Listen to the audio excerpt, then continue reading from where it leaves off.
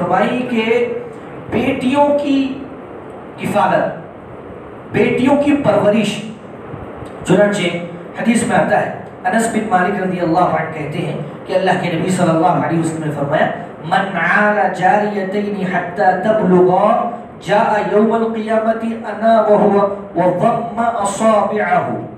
اللہ کے نبی صلی اللہ علیہ وسلم نے فرمایا کہ دو بیٹیاں اگر کسی کی ہوں اور اس کی وہ کفالت کرتا ہے اور اس کو اچھا پڑھاتا ہے، لکھاتا ہے، دین کے تعلق سے اس کے جو صحیح عقائد ہیں اور اسلام جس کے اوپر اس کو عمل کرنا ہے وہ سکھاتا ہے، اور جب بچی بالغ ہو جاتی ہے تو پھر آداب وغیرہ ساری چیزیں سکھانے کے بعد جب بچی بالغ ہو جاتی ہے تو اس کا نکاح کر دیتا ہے۔ تو اللہ کے نبی صلی اللہ علیہ وسلم نے فرمایا کہ یہ آدمی اور میں کل قیامت کے دن جنت میں آئیں گے اس طریقے سے۔ اللہ کے نبی صلی اللہ علیہ وسلم نے یہاں پر بھی دو انگلیاں ملا کر بتلایا کہ یہ اور میں دونوں اس طریقے سے آئیں گے۔ تو وہ لوگ خوش نصیب ہیں جن کو اللہ تعالیٰ نے بیٹیاں عطا فرمائی ہیں اور جنت کے حصول اور اسی طریقے سے جنت میں اللہ کے نبی صلی اللہ علیہ وسلم کی رفاقت کا موقع انہیں عنایت فرمایا ہے۔ یہ بہت بڑا اعزاز ہے، بشرطے کہ وہ اپنی بچیوں کو صحیح تعلیم دیں، اسلامی تعلیم دیں، اور دنیاوی تعلیم سے کوئی روکا نہیں ہے، لیکن اسلامی تعلیم، عقائد، اسلام کے جو چیزیں ہیں، نماز، روزہ اور صدقہ و خیرات، زکوٰۃ، حج وغیرہ اور جو دوسرے اور حقوق ہیں ان کو سکھا کر اچھی طریقے سے وہ ٹرین کر دے اور پھر دنیاوی تعلیم بھی ان کو دے۔ جب بچی بڑی ہو جائے، بالغ ہو جائے تو ان کی شادی کر دے۔ تو اللہ کے نبی صلی اللہ علیہ وسلم نے اتنا بڑا اعزاز ایسے لوگوں کو سکھلایا۔ پانچویں چیز جس سے اللہ کے نبی صلی اللہ علیہ وسلم کی رفاقت حاصل ہوتی ہے وہ تقویٰ ہے۔ یہاں پر ایک بات یعنی یہ بھی نوٹ کر لینی چاہیے، اللہ کے نبی صلی اللہ علیہ وسلم نے فرمایا حتی تبلغا، یہاں تک کہ وہ بالغ ہو جائے، یہاں تک کہ وہ بالغ ہو جائے تو ان کی شادی کرنا ہے۔ اب ہمارے پاس ایسا رواج ہے کہ رشتوں کی تلاش میں اور اپنے معیار، خود ساختہ معیار کی روشنی میں جب رشتے ہم تلاش کرتے ہیں تو بچیوں کی عمریں بیت جاتی ہیں۔ اللہ کے نبی صلی اللہ علیہ وسلم نے فرمایا کہ جب وہ بالغ ہو جائے، بالغ کب ہوتی ہیں بچیاں؟ 16 سال، 17 سال، 18 سال اس طریقے کی عمر ہوتی ہے ان کی، بہت بولے تو 20 سال یہ عمر ہے بلوغت کی۔ جب وہ بالغ ہو جائے تو ان کی شادی کر دینا ہے، لیکن عمریں اتنی طویل ہو جاتی ہیں، اتنی لمبی ہو جاتی ہیں بچیوں کی، بعد میں رشتے ملنا مشکل ہو جاتا ہے، پھر وہ گھر بیٹھی رہتی ہے، تو اس کا وبال کس کے اوپر ہوگا؟ ذمہ داری اللہ کے نبی صلی اللہ علیہ وسلم نے کس کو سونپی ہے؟ والدین کو سونپی ہے۔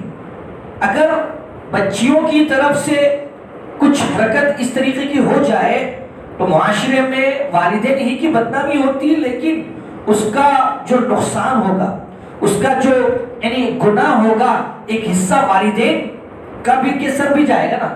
کیوں؟ اس لیے کہ وہ ذمہ دار تھے، وہ کفیل تھے، اور ان کی ذمہ داری تھی کہ وہ بالغ ہونے کے بعد شادی کر دیں۔ اور اللہ کے نبی صلی اللہ علیہ وسلم نے تو بڑا آسان فارمولہ دیا ہے۔ آپ صلی اللہ علیہ وسلم نے بتلایا کہ جب تمہارے پاس رشتہ آئے، رشتہ کیسا ہو؟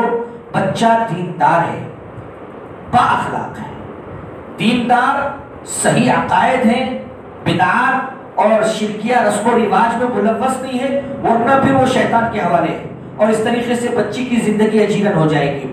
بلکہ وہ دیندار ہے، صحیح عقائد کا مالک ہے اور پھر با اخلاق بھی ہے۔ تو جب یہ دو چیزیں تم دیکھ لو تو شادی کر دو۔ اللہ کے نبی صلی اللہ علیہ وسلم نے فرمایا کہ تم اس کی شادی کر دو اس کی۔ اگر نہیں کرو گے تو آپ نے یہ بھی فرمایا فساد عریض ہوگا، دنیا میں بہت بڑا فساد ہوگا۔ اور ہم یہ دیکھ رہے ہیں جہاں پر مسلمان قوم شرمندہ ہو رہی ہے اپنی بیٹیوں کی حرکت کی وجہ سے کہ وہ غیر مسلموں کے ساتھ رشتہ نبھانے پر مجبور ہے۔ ظاہر سی بات ہے ان کو نظر انداز کیا جا رہا ہے، خوبصورتی کے نام پر اور اسی طریقے سے جہیز کے نام پر اور دوسری اور چیزوں کے نام پر، ایجوکیشن کے نام پر، فلاں چیزوں کے نام پر ان کو ریجیکٹ کیا جا رہا ہے۔ نہ ان کی دینداری دیکھی جا رہی ہے اور نہ ہی ان کے اخلاق دیکھے جا رہے ہیں، کوئی چیز نہیں دیکھی جا رہی جس کی وجہ سے وہ غلط راستہ اختیار کر رہے ہیں۔ تو جہاں پر ہم بھی ذمہ دار ہیں، والدین بھی ذمہ دار ہیں، تو بچیاں بھی ذمہ دار ہیں کہ وہ اگر صبر نہیں کرتی، اس لیے کہ اللہ کے نبی صلی اللہ علیہ وسلم نے باقاعدہ ایسے لوگ جو معاشرے کی چیزوں سے پریشان ہیں اور شادی فی الفور ان کے اوپر واجب ہو جاتی ہے ورنہ وہ گناہ میں پڑنے کا خدشہ ہے، ایسے لوگوں کے اوپر اللہ کے نبی صلی اللہ علیہ وسلم نے روزے کو لازم فرمایا کہ اگر حالات نہیں بن رہے ہیں، والدین کے یا رشتے نہیں آ رہے ہیں، تو وہ روزہ رکھیں۔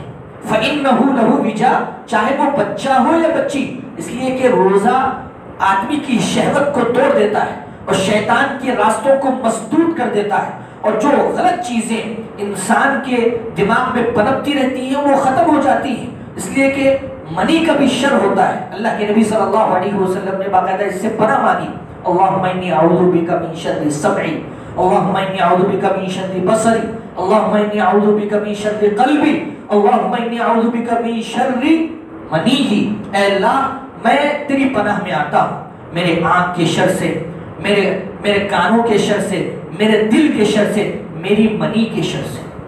اور اللہ کے نبی صلی اللہ علیہ وسلم نے وہ بندہ، وہ نوجوان جو زنا کی اجازت مانگ رہا تھا، آپ نے اس کے سینے پر ہاتھ رکھا اور دعا پڑھی، اللہم اغفر ذنبہ وطہر قلبہ وحسن فرجہ، اے اللہ کے نبی صلی اللہ، اے اللہ تو اس کے گناہ کو معاف فرما دے، اس کے دل کو پاک کر دے، اس کی شرمگاہ کی حفاظت فرما۔ یہ سارے طریقے ہیں، آدمی دعاؤں کا بھی اہتمام کرے، روزوں کا بھی اہتمام کرے اور صحیح رشتے کی تلاش میں ہو اور دیر نہ کرے، جلد سے جلد آدمی جتنا ہو سکے کوشش کرے کہ صحیح رشتہ ملنے کے بعد اس کا نکاح کر دیا جائے۔